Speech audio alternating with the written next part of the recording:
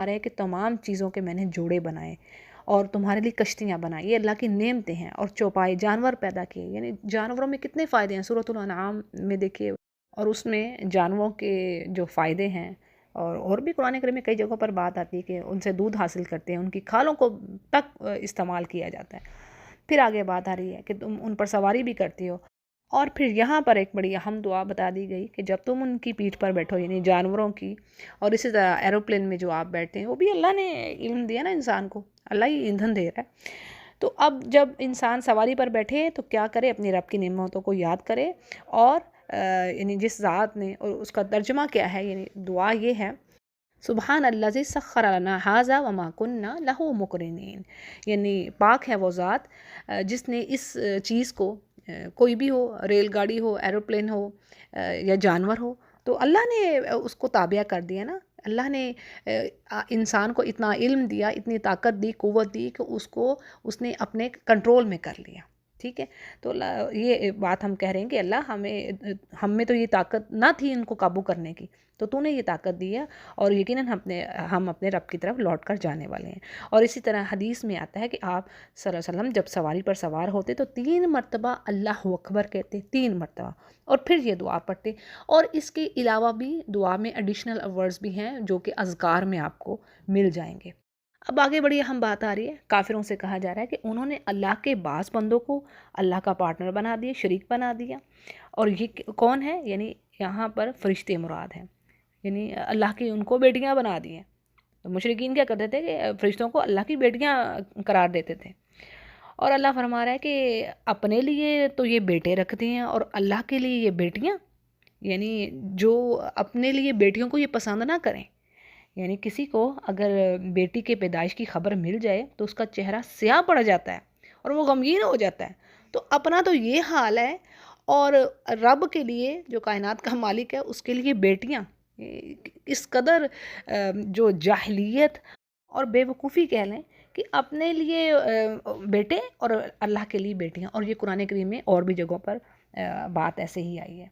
اور اللہ تعالیٰ نے یہاں پر پھر عورتوں کی جو صفات ہیں چند، یعنی وہ بیان کی ہیں، یعنی اس میں کوئی ایسی بری بات نہیں ہے، جو ان میں ہیں وہ چیز بیان کی ہے۔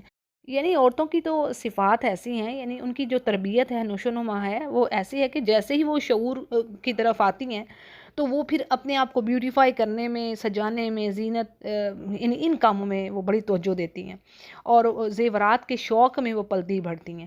اور پھر ایک اور ان کی بات یہاں پر آ رہی ہے، عورتوں کی جو صفت ہے کہ جب کبھی جھگڑا ہو کسی سے تو اپنے جو دلائل ہیں، لاجکس ہیں، یعنی دوسرے کے سامنے اس کو صحیح طریقے سے رکھ نہیں پاتی، یعنی اپنا کیس وہ ہینڈل نہیں کر پا سکتی، یہ ان کی کمزوری ہے عورتوں کی۔ اور اسی طرح اللہ فرماتے ہیں کہ انہوں نے فرشتوں کو جو رحمان کے عبادت گزار بندے ہیں ان کو بیٹیاں بنا دی ہے، کیا ان کی پیدائش کے یعنی جب اللہ نے ان کو پیدا کیا تو یہ موجود تھے؟ استغفر اللہ، یہ کیسی جاہلانہ باتیں کرتے ہیں۔ تو بات یہ ہے کہ ان کی گواہی لکھ لی جائے گی اور ان سے ضرور پوچھا جائے گا اس چیز کے بارے میں، اور یہ کہتے ہیں کہ اگر اللہ چاہتا تو تو ہم اس کی عبادت، یعنی ہم اللہ ہی کی عبادت کرتے، ہم کسی اور کی عبادت نہ کرتے۔ یہ کافروں کا اعتراض ہے، یعنی وہ یہ بات رکھتے ہیں کہ تو اللہ کی مشیت کے اوپر ہے۔ تو بات یہ ہے کہ اللہ کی مرضی سے ہر کام ہو رہا ہے، لیکن اللہ نے انسان کو فری ول بھی تو دی ہے نا۔ دیکھیں، اگر اللہ چاہتا ہے تو جو چوری کر رہا ہے یا کوئی ظلم کر رہا ہے یا کوئی بدکاری کر رہا ہے تو اللہ اس کو فوراً پکڑ لے اور فوراً ہی اس پر سزا دے دے، لیکن اللہ ایسا نہیں کر رہا۔ اس کا مطلب ہے کہ اللہ نے فری ول دی ہے، ہوتا تو کام اللہ کی مرضی سے ہے، اس کی اذن سے ہے، لیکن انسانوں کو اللہ نے فری ول دی ہے، زبردستی نہیں اللہ اسلام کی طرف لا رہا۔ اچھا جی، پھر آگے بات ہے کہ اللہ فرماتے ہیں یہ سب فضول باتیں ہیں، یعنی لیم ایکسکیوزز ہیں ان کے اسلام کی طرف نہ آنے کے ایک طرح سے۔ اور کیا ہم نے انہیں اس سے پہلے کوئی کتاب دی ہے جس کو یہ پکڑے ہوئے ہیں، یعنی قرآن سے پہلے کوئی کتاب ان کے پاس موجود ہے جس میں یہ ساری چیزیں ہیں؟ اور کیا کہتے ہیں کہ ہم نے تو بس اپنے آبا ہی کو فالو کرنا ہے اور انہی کے مذہب پر رہنا ہے، یعنی اسلام نہیں لانا۔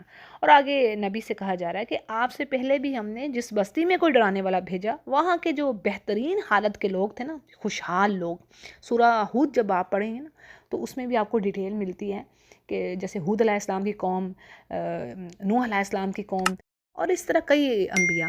تو ان کے جو سب سے پہلے ان کو جھٹلانے والے جو لوگ ہوتے تھے نا، وہ ان کے سردار ہوتے تھے ان کی قوموں کے. پھر جو نیچے والا طبقہ ہوتا وہ ان کو فالو کرتا. آسودہ حال یہاں پر بھی اللہ نے کہہ دیا نا. اور اکثر آپ یہ ورڈ مالاؤ کا پڑھیں گی، جیسے سورۃ المنافقون میں بھی بات آتی ہے، یعنی سردار ان کے لیڈرز جو اچھے، جن کو اللہ نے نعمتیں دے رکھی تھیں، تو وہ کیا کرتے کہ وہ کہتے کہ ہم نے تو اپنے باپ دادا کو اس راہ پر پایا ہے، ہم انہی کے مذہب پر ہیں اور ہم انہی کو فالو کریں گے. تو نبی نے کہا کہ اگرچہ میں تمہارے پاس اس سے بہتر چیز لے کے آیا ہوں جس پر تمہارے باپ دادا تھے، یعنی تمہیں عقل نہیں. اور اسی بات کو اللہ نے قرآن کریم میں ایک اور جگہ پر بھی فرمایا ہے کہ کیا ان کو آنکھیں، دل اور دماغ نہیں دیے؟ اگر ان کے باپ دادا ہدایت پر نہ تھے تو اب انہوں نے بھی اندھوں کی طرح انہی کو فالو کرنا ہے کہ ان کو وہ چیزیں نہیں دی، یہ لیسنس لیں اس چیز سے. تو بات یہی کہ جن کے دل اندھے ہو جائیں پھر ان کا حل کوئی نہیں ہے. تو وہ انکاری تھے، یعنی رسولوں کا انہوں نے انکار کیا کہ ہم منکر ہیں، ہم نہیں مانتے. بس اللہ فرماتے کہ اللہ نے ان سے انتقام لیا، اور دیکھیے پھر جھٹلانے والوں کا انجام کیسے ہوا. اور اسی طرح ابراہیم نے اپنے والد اور اپنی قوم سے فرمایا کہ میں ان چیزوں سے بیزار ہوں جن کی تم عبادت کر رہے ہو، سوائے اس کے کہ جس نے مجھے پیدا کیا اور وہی مجھے ہدایت دے گا. اور ابراہیم علیہ السلام کے لیے یہ بات آتی کہ انہوں نے اپنی اولاد کو وصیت کر دی کلمہ لا الہ الا اللہ کی، تاکہ لوگ شرک سے باز آ جائیں. اور یہ سورۃ البقرہ میں ہم نے پڑھا نا، وَوَصَّىٰ بِهَا إِبْرَاهِيمُ بَنِيهِ وَيَعْقُوبَ، کہ ابراہیم علیہ السلام نے اور یعقوب علیہ السلام نے اپنے بیٹوں سے کہا تھا نا کہ تم ابراہیم علیہ السلام کے الفاظ آتا ہے کہ میرے بعد کس کی عبادت کرو گے. موت کے وقت انہوں نے اپنے بیٹوں سے کہا تو انہوں نے کہا آپ کے الہ کی اور آپ کے باپ دادا کے الہ کی. اور آگے اگین یہاں پر ان نعمتوں کا ذکر آ رہا ہے جو اللہ سبحانہ وتعالیٰ نے ان کافروں کو دی اور ان کے آباء و اجداد کو بھی دی، اور جو ان پر عذاب لانے میں اللہ نے جلدی نہیں کی. یعنی جو یہ کام کر رہے تھے یہ دھوکے میں مبتلا تھے، لیکن اللہ سبحانہ تعالیٰ نے ان کو مہلت دی رکھی. پھر آگے یہ بات آ رہی ہے کہ جب بھی ان کے پاس رسول آیا، ان کافروں کے پاس سے، انہوں نے یہی کہا کہ یہ تو جادو ہے اور ہم اس پر یقین نہیں رکھ رہے. اور پھر یہ کیا کہتے ہیں، یعنی یہ مکہ کے کافر کہتے ہیں کہ آخر یہ رسول ان دو بڑی بستیوں میں کیوں نہیں آیا. اور یہ دو بڑی بستیاں کون سی تھیں؟ مکہ اور طائف. یعنی وہ چاہتے تھے کہ یہاں سے کوئی عزت دار مالدار انسان آتا جو اللہ کا نبی ہوتا، اور محمد صلی اللہ علیہ وسلم کے پاس تو مال و دولت کی بھی کمی ہے، اور تو یہ ان کو کیسے اللہ نے نبی چن لیا. تو اس پر اللہ فرماتے ہیں کہ یہ اللہ کی رحمت کو تقسیم کرنے والے ہیں، یعنی اللہ کے فیصلوں میں شریک بنتے ہیں. یہ تو اللہ کی رحمت ہے. جیسے ہی اللہ نے دنیا میں انسانوں کو کسی کو مالدار بنایا، کسی کو غریب بنایا ہے، کسی کو اللہ نے فہم عطا کیا ہے، کسی کو جاہل بنایا ہے، کسی کو خوبصورت بنایا ہے، کسی کو بدصورت بنایا ہے، تو یہ اللہ نے تقسیم کی ہے اپنی حکمہ کے تحت، اس کی وزڈم کے تحت سارے معاملات چل رہے ہیں. اور وہی بات ہے جیسے اللہ نے فرمایا کہ اگر میں سب کو ایک جیسا مال دے دیتا تو زمین میں فساد ہی پھیلنا تھا. تو اللہ کی حکمت کی بیس پر ہر چیز ہے. کوئی گورا ہے، کوئی کالا ہے، کوئی عربی ہے، کوئی عجمی. تو بات یہ ہے کہ اللہ نے فرما دی ہے اللہ کو اس چیز سے فرق نہیں پڑتا. اللہ کے نزدیک تو تم میں سے محبوب وہ شخص ہوگا جو زیادہ پرہیزگار ہوگا، اللہ سے ڈرنے والا، اللہ کا خوف رکھنے والا. تو یہ ہے آنریبل انسان اللہ کے نزدیک. اور آیت کے آخر میں بڑی ہی خوبصورت بات اللہ نے فرما دی. یعنی یہ جو اینڈ ہے، یہ آیت اتنی خوبصورت ہے، آیت کا آخری پارٹ ہے لیکن بہت زبردست میسج رکھے ہوئے ہیں، ایک جامع میسج کہ اللہ فرما رہے ہیں کہ جو کچھ یہ دنیا میں اکٹھا کر رہے ہیں، کیا کر رہے ہیں ہم لوگ؟ دنیا کا ساز و سامان، مال و دولت. تو یہ جو قرآن کریم ہے، وَرَحْمَةُ رَبِّكَ خَيْرٌ مِّمَّا يَجْمَعُونَ، جو کچھ بھی یہ جمع کر رہی ہیں اس سے سب سے بہترین چیز یہی ہے. یعنی جیسے ایک حدیث کے الفاظ ہیں نا کہ ساری کی ساری دنیا ملعون ہے سوائے ان کے جو یعنی جو علم سیکھنے والے ہیں اور علم سکھانے والے ہیں دین کا. اچھا جی، آگے پھر دنیا کی ویلیو کے بارے میں اللہ فرما رہے ہیں کہ اللہ کے نزدیک دنیا کی ذرا سی بھی حیثیت نہیں ہے. جیسے کہ حدیث کے الفاظ ہیں کہ اگر دنیا کی اللہ کے ہاں ذرا سی بھی حیثیت ہوتی، یعنی ایک مچھر کے پر کے برابر بھی حیثیت ہوتی، تو اللہ تعالیٰ کسی کافر کو اس دنیا سے ایک گھونٹ پانی بھی نہ پینے کو دیتا. صحیح حدیث ہے، ترمذی اس کو روایت کرتے ہیں. اور آگے بات ہے کہ اگر اللہ کو ایک چیز کا اندیشہ نہ ہوتا کہ ساری کی سارے جو امت ہے، لوگ ہیں، ایک ہی چیز پر ہو جائیں گے، تو اللہ سبحانہ وتعالیٰ ان کافروں کے گھروں کی چھتوں اور ان کی سیڑھیوں کو چاندی کا بنا دیتے جن پر یہ چڑھتے، اور ان کے گھروں کے دروازے اور وہ تخت جن پر یہ بیٹھے ان کو سونے کا بنا دیتے۔ یعنی یہ چیزیں اللہ کے لیے بیکار ہیں، حقیر ہیں، کچھ نہیں ہے، ویسے بھی ختم ہو جانے والی چیز ہے۔ تو اگر اللہ کو اس بات کا ڈرنا ہوتا کہ سارے کے سارے لوگ ہی پھر اسی طرف چل پڑیں گے، تو اللہ ایسا بھی کر دیتے، ان کافروں کو اتنی دنیا دیتے۔ مطلب کیا ہے ہمارے لیے سمجھنے کو کہ آج ان کو دنیا دی ہوئی ہے، اس کا مطلب یہ نہیں کہ اللہ ان سے راضی ہے۔ اور ایون جن مسلمانوں کی اصلاح نہیں ہے، اور اگر اللہ نے ان کو مال و دولت دی ہے اور وہ اس مال کو شیطان کی راہ میں خرچ کر رہے ہیں، تو مت سمجھیے کہ اللہ ان کا بھلا کر رہا ہے، یہ تو ان کی دنیا میں تباہی ہو رہی ہے۔ ٹھیک ہے جی۔ پھر آگے بات ہو رہی ہے ایسے شخص کی کہ جو اللہ کے ذکر سے غافل رہا اور ایک شیطان اس کا ساتھی بن گیا، یعنی وہ شیطان اس کو ہمیشہ برائی کی طرف لے جاتا رہا اور اس کو اچھائی سے روکتا رہا، اس کو یہی گمراہ کرواتا رہا کہ تم حق راستے پر ہو۔ ساری زندگی وہ اس شیطان کے ساتھ رہے، شیطان اس کا ساتھی تھا۔ اور جب آخرت میں کیا ہوا کہ اللہ کے سامنے جب گئے تو پھر وہ چاہے گا کہ کاش اس میرے ساتھی سے بڑا ہی فاصلہ ہو جاتا، یہ مجھ سے دور ہو جاتا، لیکن اس روز یعنی یہ چیزیں کام نہ آئیں گی اور دونوں عذاب میں جلیں گے۔ اور آگے نبی سے کہا جا رہا ہے کہ اے نبی، یعنی جس پر واضح و نصیحت اثر ہی نہیں کر رہی، جو اندھا ہے تو آپ اس کو روشنی کیسے دے سکتے ہیں؟ یعنی جو آنا ہی نہیں چاہتا اس ہدایت کی طرف، تو آپ کچھ نہیں کر سکتے۔ اور پھر کچھ ایسے لوگ ہیں نا جن پر کلمہ کفر ثابت ہو گیا کہ انہوں نے نہیں پلٹنا، لیکن آپ کا کام ہے پہنچا دینا، یعنی آپ اللہ کا میسج دے دیں، باقی اللہ کو معلوم ہے۔ اور اے نبی، ہم ان سے انتقام ضرور لیں گے، چاہے ہم آپ کو یہاں سے مکے سے نکال لے جائیں یا آپ کو یہیں پر وفات آ جائے۔ اور ایسا ہے کہ جو کچھ ان سے وعدہ کیا جا رہا ہے نا، یعنی اگر یہ سیدھی راہ پر نہیں آتے تو جو ان سے عذاب کا وعدہ کیا جا رہا ہے وہ اللہ سبحانہ تعالیٰ فرما رہے ہیں کہ وہ میں ضرور دکھاؤں گا، یعنی میں اس چیز پر قادر ہوں کہ ان پر عذاب بھیج دوں۔ اور بات یہ ہے کہ جو آپ کی طرف وہی کیا جا رہا ہے، یعنی قرآن کریم کو آپ مضبوطی سے تھامیے، یعنی آپ قرآن کریم کو پکڑیے، اس پر عمل کیجئے، اور بے شک آپ سیدھے راستے پر ہیں، اور یقیناً یہ آپ کے لیے اور آپ کی قوم کے لیے نصیحت ہے۔ یعنی بات یہ ہے کہ قرآن کریم صرف یہ مکہ والوں کے لیے نہیں آیا، قریش والوں کے لیے نہیں ہے، یہ تو نصیحت ہے سارے جہان والوں کے لیے، جیسے اللہ نے فرما دی وما ہوا الا ذکر للعالمین، سورہ قلم کی آیت ہے۔ اور عنقریب آپ پوچھے جائیں گے، یعنی اس کی وضاحت میں بات اس طرح آ رہی ہے کہ پیغمبروں سے یہ سوال یا تو اسراء معراج کے موقع پر بیت المقدس یا آسمان پر کیا گیا، یعنی جہاں پر انبیاء علیہ السلام سے نبی کریم کی ملاقاتیں ہوئیں۔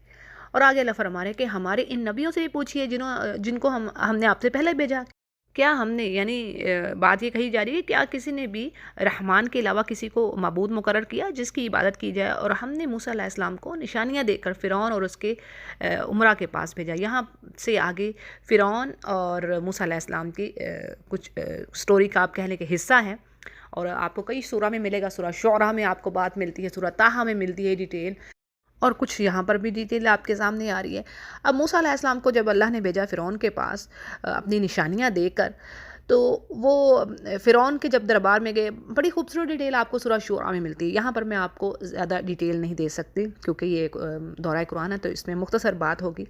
تو جب وہ نشانیاں لے کر فرعون کے دربار میں پہنچے، تو فرعون اور اس کے درباریوں کو جب انہوں نے دعوت دی، تو بجائے یہ کہ وہ کچھ اس بات پر غور و فکر کرتے، انہوں نے استہزاء وہ کرنے لگے، ٹھٹھے بازی اور مذاق کیا کہ یہ کون سی ایسی چیزیں ہیں، یہ تو جادو ہے۔ تبھی تو اس نے پھر جادوگر اکٹھے کر لیے تھے۔ تو اس میں کیا تھا کہ دو چیزیں تھی، سورہ شعراء میں آپ کو بات ملتی ہے، آپ وہاں پڑھے پہلے 2 پیجز میں۔ تو جب فرعون نے کہا کہ کیا ہے آپ کے پاس، تو آپ نے ایک اپنی چھڑی کو ڈالا تو وہ اژدہا بن گئی، اور آپ نے اپنا چمکتا ہوا ہاتھ دکھایا۔ اس وقت 2 نشانیاں دکھائی تھی جن پر انہوں نے ہنسی مذاق کیا، اور اللہ نے بہت ساری نشانیاں دکھائیں، جیسے اللہ فرما رہے ہیں کہ ایک سے بڑھ کر ایک ہوتی تھی، یعنی وَمَا نُرِيهِم مِّنْ آيَةٍ إِلَّا هِيَ أَكْبَرُ مِنْ أُخْتِهَا، پچھلی سے وہ بڑی نشانی ہوتی، اور جب ہم انہیں عذاب میں پکڑتے تاکہ وہ رجوع کریں، لیکن ہوتا کیا تھا کہ جب اللہ جیسے یہاں پر عذاب کی بات آ رہی ہے، نشانیوں کی بات آ رہی ہے، تو وہ کیا چیزیں تھیں؟ یعنی طوفان کا آنا، مینڈک اور خون، اور اس طرح جوئیں، یعنی یہ مختلف جو پریشانیاں یا عذاب کی صورتیں کہہ لیں، عذاب کی فارمز کہہ لیں، جب ان پر ڈالی جاتی تو موسیٰ علیہ السلام سے کہتے کہ اے جادوگر، یہاں پر دیکھیں الفاظ آئیں یا ایھا الساحر، یعنی اے جادوگر تو اپنے رب سے ہمارے لیے دعا کر کے یہ مشکل ہم سے ٹال دے اور ہم پھر سیدھے راستے پر آ جائیں گے۔ اور پھر جب وہ اللہ عذاب ہٹا لیتا تو اسی وقت اپنے وعدے کو توڑ دیتے. اور فرعون کیا کرا تھا کہ اپنی قوم میں اس نے کہا کہ میری قوم، میں مصر کا مالک ہوں اور میرے محلوں کے نیچے نہریں بہہ رہی ہیں، اور کیا تم دیکھتے نہیں ہو کہ میں بہتر ہوں موسیٰ سے؟ یعنی جس کو یہ تو صاف بول بھی نہیں سکتا. اور اس کے بارے میں یہ ہے کہ موسیٰ علیہ السلام کی زبان میں لکنت تھی، کیونکہ بچپن میں جیسے روایات میں بات آتی ہے کہ انہوں نے کوئلہ زبان منہ میں چلا گیا تھا. یہ بھی ایک آزمائش کے دوران کہہ لیں کہ ایک واقعہ ہوا خاص. تو ان کی زبان میں لکنت تھی، تو اس نے کہا کہ یہ میں تو اس سے بہتر ہوں، کہ نہ تو اس کے پاس کوئی ملک ہے، نہ ہی اس کے پاس کوئی سونے کے کنگن ہیں. جیسے پہلے وقت میں جو رؤسا ہوتے تھے، لیڈرز ہوتے، جو بڑے آنریبل لوگ ہوتے تھے، ان کے ہاتھوں میں سونے کے کنگن ہوتے تھے.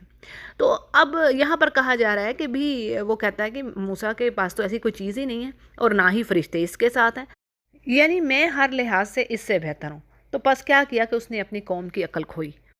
اور قرآن کریم میں ہے کہ وہ بھی فاسق ہی تھے، یعنی فاسق قوم تھی. اور جب اللہ کو پھر اس بات پر غصہ آیا تو اللہ نے ان سے انتقام لیا اور ان سب کو ڈبویا. اور اللہ فرماتے ہیں کہ پس ہم نے یعنی جو کچھ بھی انہوں نے کیا، ان کو مثال بنا کے رکھ دیا. اور یہ سورہ یونس میں بات آتی نا کہ فرعون کی باڈی کو اللہ نے عبرت کا نشان بنا دی، اس کو محفوظ رکھا ہے آج بھی. اب اگلی آیات میں عیسیٰ علیہ السلام کا ذکر آتا ہے، یعنی اس پر بھی کافر کیا باتیں کر رہے تھے. یعنی جب ان کے سامنے عیسیٰ علیہ السلام کی مثال دی جاتی تو وہ چیختے اور جھگڑا کرتے آپ سے. یعنی کس وجہ سے؟ وہ یہ کہتے کہ بھئی دیکھیں یہ جو پتھر کی مورتیاں ہیں، ان کو آپ کہہ رہے ہیں کہ یہ بھی جہنم میں جائیں گی، ٹھیک ہے، یعنی یہ جو ہمارے معبود ہیں، اور ہم بھی جہنم میں جائیں گے، ہماری مورتیاں بھی جہنم میں. لیکن یہ جو عیسائی ہیں، انہوں نے بھی تو عیسیٰ علیہ السلام کو معبود بنایا ہوا ہے نا، اور آپ اس کی پھر بھی تعریف کر رہے ہیں، اس مدح کر رہے ہیں. تو پھر ہمارے معبود کیوں برے ہوئے؟ یعنی اگر یہ چیز بہتر ہے کہ عیسیٰ علیہ السلام کی پھر بھی تعریف کی جائے، حالانکہ عیسائیوں نے معبود بنا دیا ان کو. یعنی ایسی فضول بات کہتے کہ ہمارے معبود اس سے بہتر ہیں. تو بات یہ کہ اللہ فرما رہے ہیں کہ عیسیٰ علیہ السلام تو اللہ کے بندے تھے، اللہ نے ان پر انعام کیا، اور بنی اسرائیل کے لیے وہ رسول بن کر آئے تھے. اور اصل بات تو یہ ہے کہ یہ لوگ ہے ہی جھگڑالو، یعنی یہ ایمان لانا ہی نہیں چاہتے. اور پیج کی جو آخری آیت ہے اس میں اللہ فرماتے ہیں کہ اگر ہم چاہتے تو تمہارے بدلے، یعنی انسانوں کی بجائے زمین پر فرشتے چلتے پھرتے ہوتے، فرشتوں کا ہم جانشی بنا دیتے. یعنی فرشتوں کا آسمان پر رہنا کوئی ایسا آنر اور شرف کی بات نہیں ہے، بلکہ ہم قرآن میں جو پڑھتے ہیں، بھئی آدم علیہ السلام کو تو سجدہ کروایا نا فرشتوں سے، تو آدم علیہ السلام کو تو زیادہ آنر دیا گیا نا. تو بات یہ ہے کہ یہ اللہ کے فیصلے ہیں، اللہ کی مشیت ہے کہ کس کو کہاں پر رکھنا ہے، فرشتوں کو آسمان پر، انسانوں کو زمین پر. اچھا جی، آگے آیت بڑی اہم ہے. یعنی اس میں یہ کہا گیا ہے کہ عیسیٰ علیہ السلام یقیناً قیامت کے آنے کا سائن ہیں، ٹھیک ہے. اور اس کی تفسیر میں مفسرین کہتے ہیں کہ قیامت کے قریب ان کا آسمان سے نازل ہونا، جیسے کہ صحیح احادیث سے ثابت ہے، تو ان کا نازل ہونا اس بات کی علامت ہوگا کہ اب قیامت قریب ہے. تو اسی طرح بعض کے نزدیک انہیں قیامت کی نشانی قرار دینا ان کی معجزانہ ولادت کی بنیاد پر ہے. بہرحال یہ مفسرین کی رائے ہے جو میں نے آپ کے آگے رکھ دی، کہ جس میں یہ بھی بات آ رہی ہے کہ ان کا آنا قیامت کی نشانیوں میں سے ایک ہے. اور اسی طرح بہت ساری نشانیاں ہیں قیامت کی جو صحیح احادیث سے ثابت ہیں. پھر آگے عیسیٰ علیہ السلام کی زبان سے ہی کہا جا رہا ہے کہ تم قیامت کے بارے میں شک نہ کرو، اور وہ کہتے ہیں اپنی قوموں کو مجھے فالو کرو، یہی سیدھی راہ ہے، اور شیطان تمہیں سیدھی راہ سے نہ روکے، وہ تمہارا کھلا دشمن ہے. اور جب عیسیٰ علیہ السلام معجزے یعنی میریکلز لے کر آئے تو انہوں نے اپنی قوم سے کہا کہ میں تمہارے پاس حکمت لائی ہوں، یعنی اللہ کی کتاب، اور اس لیے آیا ہوں کہ تم جن چیزوں میں ایک دوسرے سے ڈس ایگری ہو رہے ہو، کر رہے ہو، تو میں ان کو واضح کر دوں، اور تم اللہ سے ڈرو اور میرا کہنا مانو. اور بے شک میرا اور تمہارا رب وہی ہے، اور یہی سیدھا راستہ ہے، جس کی طرف تمہیں میں بلا رہا ہوں. پھر آگے بات آتی کہ بنی اسرائیل کی جماعتوں نے آپس میں اختلاف کیا، اور ظالموں کے لیے خرابی ہے، اور دکھ دینے والی جو آفت ہے وہ ان کے لیے تیار ہے. اب اس سے مراد یہود و نصارہ ہیں جنہوں نے آپس میں اختلافات کیے، ان کے ڈفرینسز تھے. اور یہ کیا چیزیں ہیں؟ یعنی عیسیٰ علیہ السلام کے بارے میں ایک دوسرے سے یہ شدید اختلاف رکھتے تھے. کوئی انہیں اللہ کا بیٹا کہتا، کوئی ان کو ایک فرقہ انہیں مسلمانوں کی طرح اللہ کا بندہ کہتا. تو یہ اختلافات ہوئے. اور آگے کہا جا رہا ہے کہ یہ لوگ تو صرف قیامت کے منتظر ہیں کہ اچانک ہی آ پڑے اور انہیں خبر بھی نہ ہو. اور اس دن کیا ہوگا کہ گہرے دوست بھی ایک دوسرے کے دشمن بن جائیں گے سوائے نیک لوگوں کے. یعنی کوئی کسی کا ساتھ نہیں ہوگا. اور یہ میں نے بات کئی بار اس دن کی جو سختی ہے اس کے بارے میں بتا دی ہے. اور سورہ عبسہ میں کئی بار میں نے بتایا کہ کیا اللہ نے فرما دی کہ کس طرح انسان اپنے ہی پیاروں سے بھاگے گا. آج دنیا میں جن کے لیے ہم تڑپ رہے ہیں، الٹے سیدھے کام کر رہے ہیں، اس دن ان سے ہم بھاگ رہے ہوں گے. تو اللہ کی معصیت کے کاموں سے ہمیں بچنا یا رب تو نیکی پر جمائے رکھ. اور جو ایمان والے ہوں گے اس دن ان کی حالت یہ ہوگی کہ اللہ فرمائے گا تم پر نہ کوئی خوف ہے اور نہ ہی کوئی غم. اللہم جعلنا منہم. اور یہ وہ لوگ ہیں جو اللہ کی آیات پر یقین رکھتے تھے اور اللہ کے فرمان بردار تھے. اور ان سے کہا جائے گا جنت میں داخل ہو جاؤ، اور ان کی بیویوں کو بھی. اور پھر آگے بات آتی ہے، یعنی یہ جنت کے جو احوال ہیں ان کا نقشہ کھینچا گیا کہ کس طرح سونے کی بڑی بڑی پلیٹوں میں ڈرنکس لے کر ان کے جو خادم ہیں ان کے اراؤنڈ پھر رہے ہوں گے، اور جس چیز کو ان کا دل چاہے گا وہ اس کو پائیں گے، اور ان کی آنکھیں ان چیزوں سے لذت پائیں گی، اور وہ سب کچھ ہوگا جو وہ چاہیں گے. تو یہی وہ جنت ہے. اور اللہ فرمائے گا کہ تمہیں تمہارے عملوں کے بدلے میں اس کا وارث بنا دیا گیا ہے. تو یہاں تمہارے لیے بکثرت میوے ہیں جنہیں تم یعنی فروٹس ہر طرح کے جنہیں تم کھاتے رہو گے. اور پھر سورۃ الواقعہ میں بھی ہمیں ڈیٹیل ملتی ہے نا اس کے بارے میں کہ جو تمہاری پسند کا گوشت ہوگا وہ تمہیں ملے گا. صبح شام تمہاری دعوتیں، کھانا ہوگا، ہر طرح کا جو تم چاہو گے ملے گا. اور ایسی شراب ہوگی، ڈرنک ہوگا جس میں نہ کوئی نشہ ہوگا نہ ہی وہ مدہوش کر دینے والی. اور پھر جنت کی نہروں کا بھی ہم نے پڑھا نا سورہ محمد میں کہ 4 نہریں، پانی، دودھ، شہد اور خمر، یعنی جو ڈرنک پینے کے لیے اس کی نہریں. اور جیسے حدیث کے الفاظ ہیں نا کہ آپ صلی اللہ علیہ وسلم نے فرمایا کہ یہ جو نہریں ہیں جنت الفردوس سے پھوٹیں گی. تو جب بھی تم میں سے کوئی سوال کرے تو جنت الفردوس کا سوال کرے. پھر اگلی آیات میں جہنمیوں کے بارے میں ذکر ہے کہ وہ دوزخ میں جائیں گے اور ہمیشہ اسی میں رہیں گے، ان سے عذاب ہلکا نہ ہوگا اور وہ اسی میں مایوس پڑے رہیں گے. اور اللہ فرماتے ہیں کہ ہم نے ان پر ظلم نہیں کیا بلکہ یہ خود ہی ظالم تھے. اللہ نے تو یہاں پر بھیجے نا بھئی، انبیاء بھیجے، میسج دینے والے بھیجے، لیکن کیا ہے وہ پسند ہی نہیں آتے جو صحیح بات کی طرف بلا رہا ہوتا ہے. تو اللہ نے ان پر ظلم نہیں کیا. اور پھر یہ کیا ہے، پکار پکار کر کہیں گے کہ اے مالک. مالک کس کا نام ہے؟ داروغہ، گارڈ ہے جو جہنم کا، اس کو پکاریں گے تو کہیں گے. اور یہ بات ایک جگہ پر نہیں آئی، آگے بھی ایک جگہ پر آئی ہے کہ وہ کہیں گے کہ ہمیں اپنے رب سے کہیے کہ ہمارے اوپر سے عذاب ہی کچھ کم کر دے، ایک دن یا کچھ ایک آدھا دن. تو وہ کہیں گے ایسا نہیں ہو سکتا، یہ تمہارے پاس رسول نہیں آئے تھے. وہ بھی آگے سے تانے دیں گے، تمہارے پاس رسول آئے تھے کہ نہیں؟ تو تمہیں ڈرایا تھا نا، تو اب چکھو مزہ. تو اب پھر یہاں پر یہ کہیں گے کہ ہمارا کام تمام، یعنی ہمیں موت دے دے. تو وہ کہے گا کہ تو ہمیشہ ہی یہیں پر رہنا، اور تمہارے پاس وہی بات کہ تمہارے پاس حق لے کر تو آئے تھے میسنجر، لیکن تم حق بات سے نفرت ہی رکھتے تھے. اور بات یہ ہے کہ انہوں نے نہ صرف حق بات کو ناپسند کیا بلکہ اس کے اگینسٹ پلاننگز بھی کی، سازشیں بھی کی، کس طریقے سے اس چیز کو روکا جائے. اور بات یہ کہ اللہ خوب جانتے ہیں یہ جو چھپی باتیں کرتے ہیں اور جو ظاہر کرتے ہیں، جو ان کی سرگوشیاں، ان کو بھی اللہ کو پتہ نہیں ہے کہ کس طرح یہ پلاننگز کرتے ہیں اسلام کے اگینسٹ یا رسول کے اگینسٹ. تو بات یہ ہے کہ بلکہ اللہ فرما رہے ہیں کہ ہمارے بھیجے ہوئے ان کے پاس یعنی جو فرشتے ہیں وہ ہر چیز کو لکھ رہے ہیں. پھر کہا جا رہا ہے کہ آپ کہہ دیں کہ اگر بالفرض رحمان کی اولاد ہوتی تو میں سب سے پہلے عبادت کرنے والا ہوتا.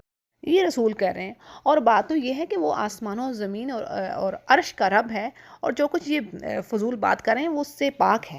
اور کہا جا رہا ہے کہ آپ انہیں اسی بحث و مباحثہ میں چھوڑیے، یہ اسی کھیل کود میں، یہ دنیا میں ڈوبے رہیں، کھیل کود میں لگے رہیں، یہاں تک کہ وہ دن آ جائے گا، یعنی قیامت کا دن جس کے بارے میں ان سے وعدہ کیا جا رہا ہے. اور وہی آسمانوں میں معبود ہے اور زمین میں بھی، اور وہی عبادت کے لائق ہے، اور وہ بڑی حکمت والا اور علم والا ہے اور بہت برکتوں والا ہے، جس کے پاس آسمان و زمین کی بادشاہت ہے، وہ یعنی بنانے والا ہے ان چیزوں کا. تو ان کی باتوں سے کیا فرق پڑنا ہے؟ اور قیامت کا علم بھی اسی کے پاس ہے. اور جب تم سب اس کی طرف جاؤ گے، اور جنہیں یہ لوگ اللہ کے سوا پکارتے ہیں شفاعت کرنے کا بھی اختیار نہیں رکھتے، یعنی جن بتوں کو یہ اپنا سفارشی سمجھتے ہیں، کیونکہ یہ بھی کہتے یہی تھے کہ ہم مانتے تو اللہ کو ہیں لیکن یہ ہمارے سفارشی، یہ وسیلہ ہیں. اور آج ہم مسلمان بھی یہ کام کر رہے ہوتے ہیں، یہ ہمارے وسیلہ ہیں بیچ میں. تو یہ دیکھیں ہمارے لیے کس قدر یہ خطرناک بات ہے، سمجھنے کی ہے یہ بات. تو اللہ فرما رہے ہیں کہ یہ ذرا سا بھی اختیار نہیں رکھتے کسی بھی چیز کا. ہاں، اس کے برعکس اللہ شفاعت کا حقدار بنائیں گے، یعنی شفاعت کریں گے، لیکن کون سے لوگ ہوں گے؟ جو حق بات کہنے والے ہوں گے، یعنی کلمہ طیبہ پر جمے رہنے والے، ایسے لوگ جو انبیاء ہیں، جو صالحین ہیں، فرشتے ہیں، اور نہ کہ جھوٹے معبودوں کو پوجنے والے. تو اللہ سبحانہ اور سب اور شفاعت عظمیٰ نبی کریم صلی اللہ علیہ وسلم کریں گے، ٹھیک ہے، یہ بھی میں نے بات کئی بار بتائی ہے۔ پھر آگے بات ہے کہ اے نبی آپ اگر ان سے پوچھیں کہ یہ کس نے ان کو پیدا کیا، تو یقیناً یہ جواب دیں گے کہ اللہ نے کیا ہے ہمیں پیدا، تو پھر یہ کہاں یہ الٹے پاؤں پھرتے چلے جا رہے ہیں۔ اور پھر کہا جا رہا ہے کہ نبی کی زبان سے کہ یہ جو لوگ ایمان نہیں لاتے آپ ان سے منہ پھیر لیں اور ان کو سلام کہیں، یعنی دین کے معاملے میں ان سے بولیں کہ تمہاری راہ الگ ہے میری راہ الگ نہیں، تم اگر میرے دین پر آ رہے ہو ٹھیک ہے، میں نے اپنا کام کرنا ہے، آپ اپنا عمل کیے جائیں اور وہ اپنا عمل کریں، اور عنقریب ان کو معلوم ہو جائے گا۔ اچھا جی، آگے سورہ دخان کو شروع کرتے ہیں۔ بسم اللہ الرحمن الرحیم، حامیم والکتاب المبین، یعنی قسم ہے واضح کتاب کی، روشن کتاب کی، کہ بے شک ہم نے اس کو برکت والی رات میں نازل کیا اور ہم ہی اس کو اتارنے والے ہیں۔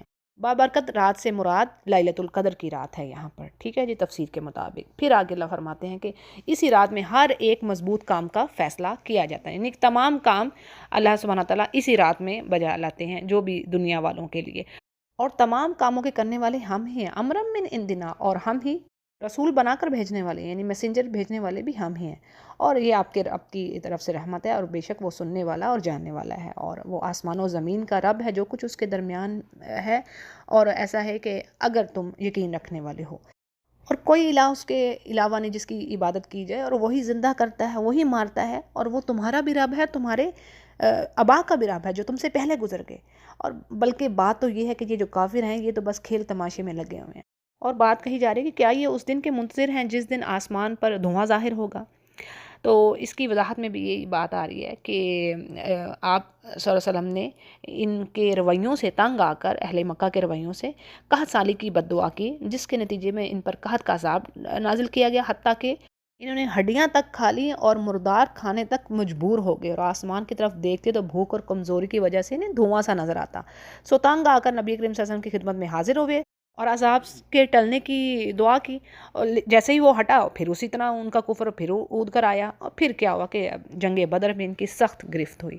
اور آگے اللہ فرماتے ہیں کہ بے شک ہم نے ان سے پہلے قوم فرعون کو بھی آزمایا، اور ان کے پاس بھی رسول آئے تھے، اور رسول نے کیا کہا تھا کہ یعنی میرے بندوں میری طرف آؤ، یقیناً میں تمہارے لیے ایک امانت دار رسول بن کر آیا ہوں، تم اللہ کے سامنے سرکشی نہ کرو، اور میں تمہارے سامنے معجزے لے کر آیا ہوں، یعنی پروفس ہیں، کلیئر سائنز ہیں، اور میں اپنے تمہارے رب کی پناہ میں آتا ہوں جو اس بات سے کہ تم مجھے سنگسار کرو، یعنی ہر رسول کے ساتھ اس کی قوم نے کچھ نہ کچھ رویہ تو کیا۔ اب یہاں پر بات آ رہی کہ فرعون نے موسیٰ علیہ السلام کو قتل کی دھمکی بھی دی تھی، جس پر انہوں نے اپنے رب سے پناہ طلب کی، پھر انہوں نے اپنے رب سے کہا کہ یہ گنہگار لوگ ہیں، یہ تو اب میرے پہ ایمان نہیں لاتے، تو اللہ نے فرمایا کہ آپ راتوں رات میرے بندوں کو لے کر نکل جائیے، آپ کا پیچھا کیا جائے گا، یعنی آپ کو یہ فالو کریں گے۔ وہی پھر فرعون اور موسیٰ علیہ السلام کی سٹوری والی بات ساری آ رہی ہے کہ کیسے وہ بنی اسرائیل کو لے کر نکلے، اور آگے راستے میں سمندر تھا، سمندر کو عصا کی مدد سے پھاڑا گیا، سورہ شورى میں آپ کو ڈیٹیل ملے گی، اگین میں بتا رہی ہوں، یعنی جب دریا پر لاٹھی ماری تو راستہ بن گیا، اب وہ تو پار ہو گئے بنی اسرائیل اور موسیٰ علیہ السلام، لیکن اس کے پیچھے جب فرعون اور اس کا لشکر آیا، جب وہ آدھے راستے پر پہنچے تو دریا کو پھر سے ملا دیا گیا، اور وہ اس طرح ان کو غرق کر دیا گیا، اور اللہ فرماتے ہیں کہ بہت سے باغات اور چشمے وہ چھوڑ گئے، یعنی دنیا کی نعمتیں چھوڑ گئے وہ، اور کھیتیاں اور راحت دینے والے جو ٹھکانے تھے اور آرام دہ چیزیں جن میں وہ عیش کر رہے تھے، مزے کر رہے تھے، اور ایسا ہو گیا کہ ان نعمتوں کو اللہ نے دوسری قوم کے حوالے کر دیا، یعنی ان کو وارث بنا دیا، اور یہ بھی کہا جاتا ہے کہ بنی اسرائیل کو وارث بنا دیا گیا، سورہ شورى میں ہی یہ بات آتی ہے۔ اور پھر یہ کہا جاتا ہے کہ جب یہ قوم غرق ہوئی، فرعون اور اس کی قوم، تو آسمان و زمین ان پر نہ روئے، بڑی اہم بات ہے، یعنی بات یہ ہے کہ تفسیر میں جیسے آ رہی ہے بات کہ نیک اعمال ان کے آسمان پر چڑھتے ہی نہیں تھے، تو وہ تو فاسق تھے، تو اب ان کے مرنے پر بھی آسمان و زمین نہیں روئے، انہیں کوئی دکھ نہیں ہوا۔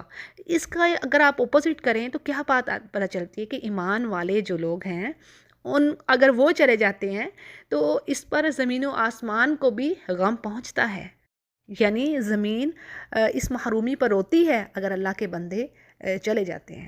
اب آگے یہاں پر ان نعمتوں کا ذکر ہے جو اللہ نے بنی اسرائیل پر کی. اگین وہی بات کہی جا رہی کہ بنی اسرائیل کو اللہ نے ایک سخت ذلیل سزا سے نجات دی، فرعون سے نجات دی، اور وہ واقعی سرکش اور حد سے گزر جانے والوں میں سے تھا. پھر اللہ سبحانہ تعالیٰ فرماتے ہیں کہ ہم نے بنی اسرائیل کو دنیا جہان پر فوقیت دے دی. سورۃ البقرہ میں بھی پڑھا نا، اللہ نے فضیلت دے دی، پریفر کر دیا پورے جہان والوں پر.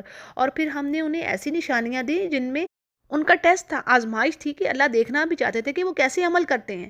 یعنی اللہ کے جو احسانات اللہ نے ان پر کیے، مثلا فرعونیوں کو غرق کر دیا، یہ احسان کیا. پھر دریا کو پھاڑ کر راستہ بنایا، بادلوں کا سایہ، من و سلوہ کا دینا، جگہ جگہ ان کا ساتھ دینا، تو یہ سب اللہ کے احسانات تھے. لیکن اس کے بدلے میں کیا کیا؟ سورہ طٰہٰ میں جب ہم پڑھتے ہیں، انہوں نے بچھڑے کو پیچھے سے معبود بنا لیا. اب اگلی آیت میں پھر اگین اشارہ کفار مکہ کی طرف ہے. یعنی وہ قصہ کمپلیٹ ہو گیا فرعون کا.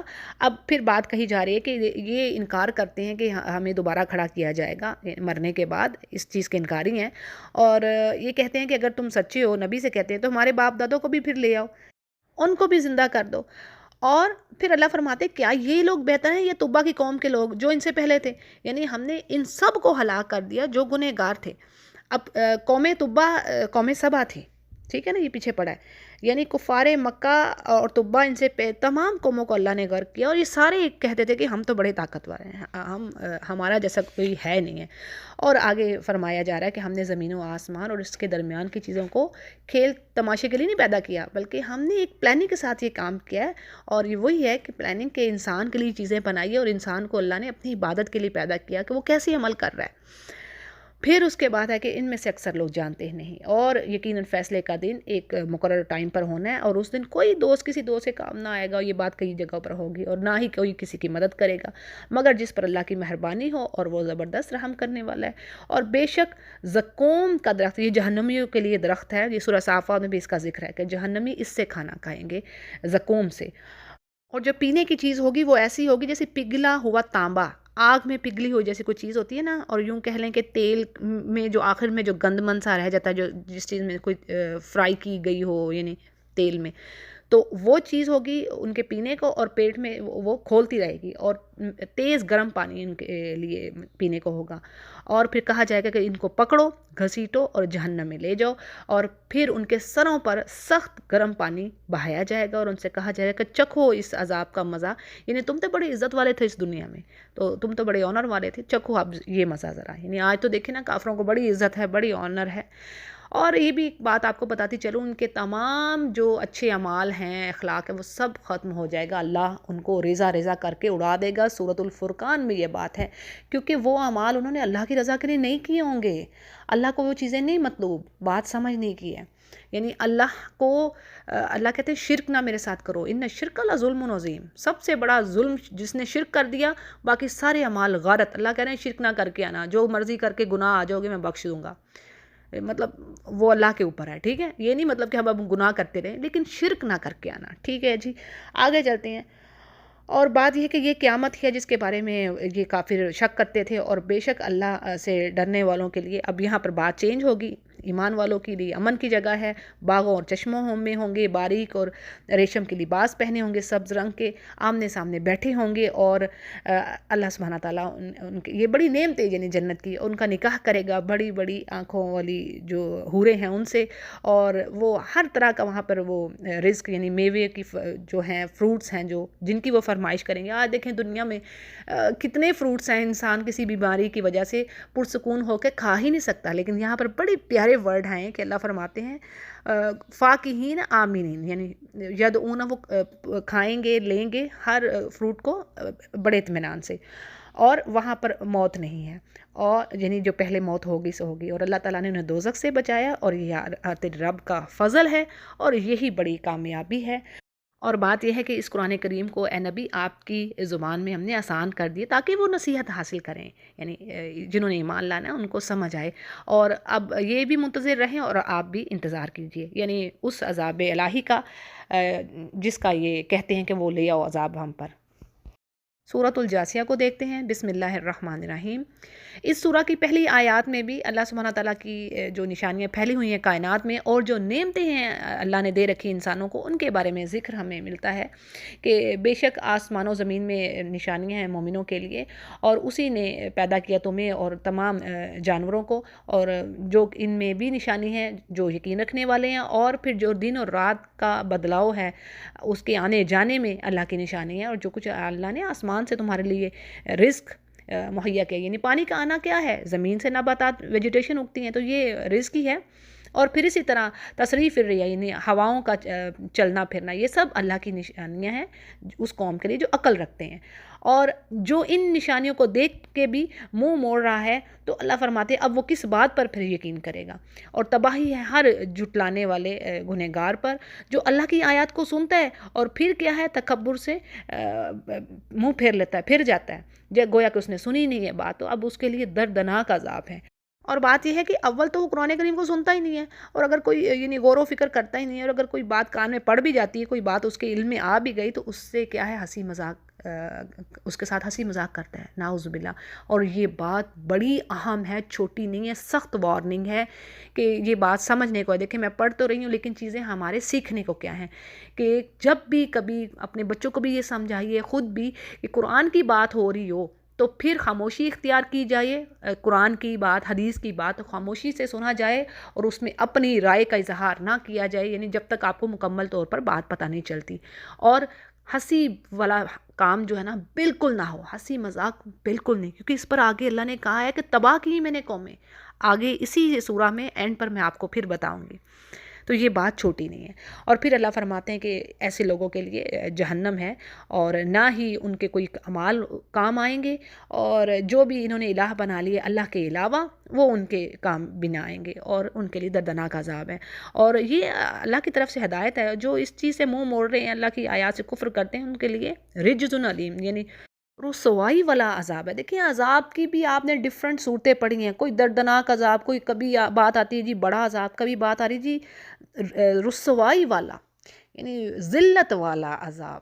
اور آگے کہا جا رہا ہے انسانوں سے کہ دیکھو اسی رب نے تو تمہارے لیے یعنی سمندروں میں اس نے کشتیاں چلا دیں، اور تم پھر اسی کے فضل سے وہاں اپنے لیے روزی تلاش کر رہے ہو، وہاں پر تم شکر ادا نہیں کرتے، اور اسی نے تمہارے لیے زمین و آسمان میں جو کچھ ہے ہر چیز کو تابع کر دیا۔ یہ جانور دیکھیں، یہ جو جن کو استعمال میں لا رہے ہیں، اور یہ جو ایروپلینز، ریل گاڑیاں، یہ سب کچھ یہ اللہ نے، یہ سب اللہ کی دین ہے، سب پیچھے سورسز اللہ کے دیے ہوئے انسانوں کو۔ اور آگے اب یہاں پر بات چینج ہے، ایمان والوں سے کہا جا رہا ہے کہ وہ عفو درگزر سے کام لیں، یعنی ان کافروں کو اوائڈ کریں جو اللہ کے عذاب اور اس کی گرفت میں آنے ہی والے ہیں، یعنی یہ بڑے بے خوف ہوئے پھرتے ہیں۔ تو مسلمانوں کے ساتھ بھی ظاہر ہے جو رویہ وہ کرتے تھے، طعن تشنیع بھی کرتے تھے جو کافر تھے، تو اب مسلمانوں سے کہا جا رہا ہے کہ ان سے درگزر کرو، اور جس نے اچھے اعمال کیے پاس اس نے اپنے نفس کے لیے کی، اور بہترین بدلہ وہ پائے گا، اور جو برائی کر کے لا رہا ہے تو وہ بھی اسی کے اوپر ہے، یعنی ہر کوئی اپنے اعمال کے گروی ہے، اور اسی کی طرف سب کو لوٹنا ہے۔ اور آگے بات یہاں پر بنی اسرائیل کی اگین کہی جا رہی ہے کہ اللہ نے ان پر یعنی انعامات کیے، ان کو نبوت عطا کی، ان میں بہت سارے انبیاء پیدا کیے، کتابیں دی، ان کو طیب رزق دیا، اور پھر وہی بات فضلنا، ان کو فضیلت دی تمام جہان والوں، اور پھر انہیں دین کی صحیح سمجھ دی، صاف دلیلیں دی، یعنی یہ حلال ہے، یہ حرام ہے، یا پھر اس سے معجزات بھی مراد ہیں جو موسیٰ علیہ السلام کو بھی ملے، اور نبی کریم صلی اللہ علیہ وسلم کو بھی اللہ تعالیٰ نے، یعنی ہر نبی کو اللہ نے عطا کیے ہیں معجزات کچھ نہ کچھ۔ پھر آگے بات آتی ہے کہ انہوں نے اپنے پاس علم آ جانے کے باوجود آپس میں ضد اور بحث کی وجہ سے آپس میں اختلافات کیے، اور جن چیزوں میں یہ کر رہے ہیں اختلافات، ان کا فیصلہ اللہ قیامت کے روز ان میں کرے گا۔ پھر آپ صلی اللہ علیہ وسلم سے کہا جا رہا ہے کہ اللہ نے آپ کو دین کی راہ پر قائم کر دیا، یعنی دین اسلام آپ کی طرف کیا، اور آپ کو راستہ دکھا دیا کس طریقے سے آپ یعنی اب قیامت تک جو ہے قرآن کریم راہ دکھلانے والی کتاب ہے، اور یہی دین اسلام اللہ کا چنا ہوا دین ہے، ٹھیک ہے۔ یہ بھی قرآن کریم میں کئی جگہ پر بات آ گئی ہے، اور آپ اسی پر جمے رہے اور ان نادانوں کی خواہشوں کے پیچھے نہ رہیں، اور یاد رکھیں کہ یہ لوگ ہرگز اللہ کے سامنے آپ کے یعنی اللہ یہ کچھ کام نہیں آ سکتے۔ اگر اللہ آپ کا نفع چاہتا ہے تو وہ نفع ہی ہوگا، اور اگر اللہ کی طرف سے کوئی نقصان ہے تو اس کو کوئی روک نہیں سکتا۔ تو بات یہ ہے کہ یہ اصل بات یہ ہے کہ اللہ فرما رہے ہیں ظالم لوگ ایک دوسرے کے ساتھی ہوتے ہیں، اور اللہ تعالیٰ پرہیزگار مومنین کا اللہ تعالیٰ ساتھی ہے۔ اور یہ قرآن تو لوگوں کے لیے بصیرت کی بات اور ہدایت کا یعنی سورس ہے، اور جو قوم اس پر یقین رکھتی ہے وہ اس کو لے لے گی۔ اور کیا ان لوگوں نے جو یہ برے کام کر رہے ہیں، یعنی یہ کیا سوچتے ہیں کہ ہم ان کو ایمان والوں جیسا کر دیں گے؟ یعنی برے کام کر کے بھی وہ یہ سوچ رکھیں کہ ہم ان کو مسلمانوں کے جیسا کر دیں گے، جو اچھے کام کرنے والے، تو ایسا ہرگز نہ ہوگا۔ بلکہ بات تو یہ ہے کہ اللہ نے زمین و آسمان کو حق بات کے ساتھ پیدا کیا ہے، اور اس کی ریزن بھی یہی ہے کہ وہ ہر نفس یعنی ہر انسان کو جو کچھ اس نے کیا ہے اس کا پورا پورا بدلہ دے۔ اور قرآن کریم میں اللہ نے فرما دیا ہے کہ جو نیکی کر کے لائے گا میں اس کو بڑھا کر دوں گا بھائی، بہت، یعنی 10 گنا سے 700 گنا تک بڑھا کر دوں گا، اور جو برائی لائے گا اس کو میں اتنا ہی بدلہ دوں گا، کسی پر ظلم نہ ہوگا۔ سبحان اللہ۔ پھر آگے ایک مثال آ رہی ہے کہ کیا آپ نے ایسے شخص کو دیکھا جو اپنی خواہش نفس کو اس نے معبود بنا رکھا ہے؟ دیکھیں بتوں کو بھی کئی لوگوں نے معبود بنایا ہے، کوئی درخت کو، کوئی کس طرح، لیکن ایک یہاں پر بڑی اہم بات آ رہی ہے کہ اپنی خواہشات کو ہی معبود بنا لیں، یعنی اپنی خواہشات کو ہی فالو کرنا ہے۔ تو ایسے شخص کو تو اللہ نے سمجھ دینے کے باوجود گمراہ کر دی، یعنی گمراہی اس نے خود ہی لی ہے، اور اللہ نے اس کو کان دیے، دل دیے، لیکن اس کے کان اور دل پر مہر لگا دی، اب اس کی آنکھوں پر بھی پردہ ہے۔ اب ایسے شخص کو اللہ ہی ہدایت دے تو دے، ورنہ کوئی اور ہدایت نہیں دے سکتا۔ اور اللہ فرماتے ہیں کہ کیا تم نصیحت نہیں پکڑتے؟ کہ کافروں نے کہا کہ ہماری زندگی تو صرف دنیا کی زندگی ہے، یعنی کافروں کی یہی بات ہے نا، ہم تو اسی میں مرتے اور جیتے ہیں، یہ تو زمانہ ہی ہمیں مار ڈال رہا ہے۔ یہ بھی ایک ان کی لاجک تھی کہ یہ تو زمانہ مار رہا ہے۔ آج کے دور میں آپ کہہ لیں جو بے دین ہے لوگ، ایسے بھی لوگ ہیں نا جو بے دین ہیں، وہ کسی چیز پر بلیو ہی نہیں کرتے، وہ نہ تو وہ بتوں کو مان رہے ہیں، نہ وہ کسی اور چیز کو، وہ کہتے ہیں یہ تو بس زمانہ ہی ہمیں مارے جا رہا ہے، زندہ کیے جا رہا ہے، یہ مدر آف نیچر جو بات کرتے ہیں یہ، تو یہ ان کے بارے میں یہ بات آ رہی ہے۔ تو بات یہ ہے کہ اللہ فرماتے ہیں کہ دراصل انہیں اس بات کا علم ہی نہیں ہے، یہ تو بس ایسے ہی جھوٹ ہی سے کام لے رہے ہیں، یہ بھی سب جھوٹے ہیں، اور جب ان کے سامنے اللہ کی آیات بتائی جاتی ہیں تو ان کے پاس کوئی دلیل نہیں ہوتی۔ اور پھر کیا کہتے ہیں کہ اگر تم سچے ہو تو ہمارے باپ دادوں کو لے آؤ، وہی کہانی۔ اور پھر اللہ فرماتا ہے کہ ان سے کہتے ہیں کہ اللہ ہی تمہیں زندہ کرتا ہے، وہی تمہیں مارتا ہے، بھئی تم اگر اتنے ہی سچے ہو، زمانہ ہی سب کچھ کر رہا ہے، تو اپنے آپ کو اپنا پھر اناج خود بنا لو، اگا لو۔ یہ کئی ان کے بہانے ہیں، لیکن بات یہ ہے کہ دین اسلام کو سبحان اللہ آج بھی ہمارے پاس ایسے اسکالرز ہیں جو، جیسے آپ ڈاکٹر ذاکر نائک کی بات کر لیں ماشاءاللہ، تو انہوں نے کس طرح دلائل سے، اور پیچھے بھی شیخ احمد دیداد گزرے، یعنی انہوں نے چیلنج کیا ہوا تھا ہر طرح کے مذہب والوں کو کہ آؤ اگر تمہارا مذہب سچا ہے تو ہم سے بات کرو، تو ہمیشہ فلاپ ہوئے، کیونکہ جھوٹ ہے ہی جھوٹ۔ اچھا جی، پھر بات ہے، اللہ فرماتا ہے کہ میں تمہیں زندہ کرتا ہوں، مارتا ہوں، تمہیں قیامت کے دن بھی میں جمع کروں گا، اور اس میں کوئی شک نہیں، لیکن بات وہی لوگ نہیں سمجھتے۔ اور کیا ہے کہ جس دن قیامت قائم ہوگی اس دن جو جھوٹے لوگ ہیں، باطل لوگ ہیں، یہ بڑے نقصان میں ہوں گے، اور آسمان و زمین کی بادشاہی تو اللہ ہی کے پاس ہے۔ اور آپ دیکھیں گے اب یہاں پر یہ جو سورۃ الجاثیہ ہے نا، اس کے جو آپ کہہ لیں کی ورڈز آ رہے ہیں، کیا کہ کہا جا رہا ہے کہ نبی آپ اس دن دیکھیں گے جب ہر نیشن گھٹنوں کے بل گری ہوئی ہوگی، یعنی جو آیت سے پتہ چل رہا ہے، تفسیر میں بات آ رہی ہے کہ ہر گروہ، چاہے وہ انبیاء کے فالوورز ہوں یا ان کے مخالفین، خوف اور دہشت کے مارے گھٹنوں کے بل بیٹھے ہوں گے جب تک کہ حساب کتاب کے لیے ان کو نہ بلایا جائے۔ اور کیا ہے کہ اللہ فرماتے ہیں کہ اس دن اللہ تعالیٰ ہر ایک کو ان کا اعمال نامہ دکھائے گا، ہر گروہ کو بلایا جائے گا اور کہے گا اللہ کہ یہ تمہارا بدلہ ہے اور یہ تمہارا کتاب اعمال نامہ، اور ہم اس کو کاپی کر رہے تھے، اور یہ سچ بتلا رہا ہے جو تم کرتے رہے۔ اور وہی حدیث کے جس کے ایک شخص کے سامنے 99 رجسٹر کھل جائیں گے اس کے ڈیڈز کے، اور اللہ کہے گا کہ تمہارے پاس کوئی عذر ہے، وہ کہے گا نہیں کوئی عذر نہیں ہے، میں نے کیے ہیں، اقرار کرے گا، لیکن پھر وہ اللہ سبحانہ تعالیٰ ایک کارڈ نکالیں گے جس پر وہ کلمہ لکھا ہوگا، سبحان اللہ، تو وہ شخص کہے گا یہ ایک کارڈ کیا کرے گا، لیکن ہوگا یہ کہ وہ دوسرا پلڑا اس ایک کارڈ کے ڈالنے سے بھاری ہو جائے گا۔ اللہ تعالیٰ ہمیں ایمان پر ثابت قدم رکھے، آمین یا رب۔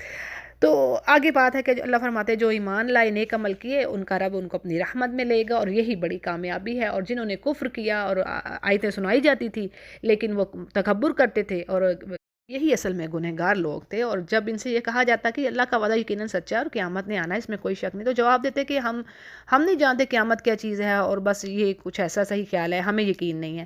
تو اب ان پر ان کی اعمال کی جو برائیاں کھل گئیں جسے وہ مذاق سمجھ رہے تھے، بس اللہ ان کو گھیرے گا اور اللہ فرمائے گا کہ آج میں بھی تمہیں بھول رہا ہوں، یعنی جس طرح تم مجھے بھولے رہے، اللہ کی آیات کو تم بھولے رہے دنیا میں، تو آج تم بھی جاؤ یہاں سے، میں بھی تمہیں بھلاتا ہوں۔